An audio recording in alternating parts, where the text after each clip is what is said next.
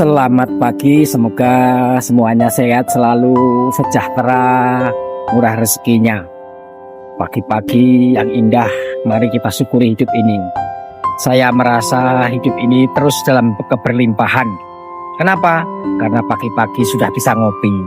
Coba bandingkan dengan di belahan tempat yang lain. Pagi-pagi harus mandiin kerbau, pagi-pagi harus membersihkan kandang sapi, kemudian digiring sapi itu ke sungai untuk dimandikan. Habis begitu masih pulang nggak bisa langsung sarapan, harus numbuk padi dulu untuk dimasak menjadi nasi, atau kalau nggak harus bakar singkong dulu untuk ganjel perutnya, diganjel dengan singkong bakar sebelum bisa masak nasi nanti baru makan siang harinya. Tetapi hari ini pagi-pagi sudah bisa ngopi, sudah bisa sarapan.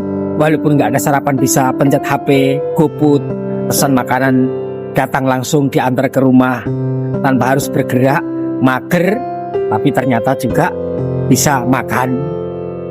Rebahan ternyata juga bisa dapat penghasilan. Itu jadi satu kebahagiaan yang tidak didapat oleh orang yang ada di belahan bumi lain yang sudah peras keringat tenaganya diporsir, tapi kesejahteraannya masih juga belum terwujud. Jadi hari ini apapun keadaan Anda, meskipun Anda hidup itu dalam keadaan tertekan dengan gaji yang kecil, hanya UMR saja, tapi UMR-nya kita ini sesungguhnya jauh lebih baik daripada UMR-nya orang Singapura. Orang Singapura itu punya gaji pendapatan 50 juta.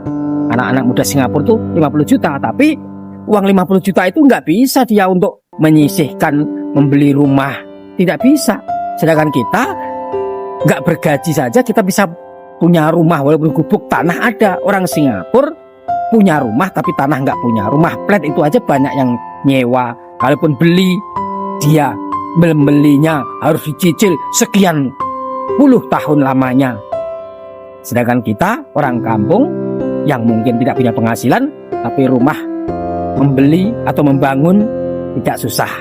Apalagi yang kondisinya punya banyak lahan kosong bisa ditanami, sangat-sangat memberi manfaat untuk kehidupannya. Anda yang punya mobil misalnya, hari ini mobil Anda jelek, tahun tua masih bisa dipakai, itu dianggap orang yang kaya. Di Singapura sana mobil usia 7 tahun harus di recycle, dihancurkan, beli ulang. Padahal tidak ada penggantian dari negara. Mobilnya dihancurkan diganti uang sekian, tidak ada.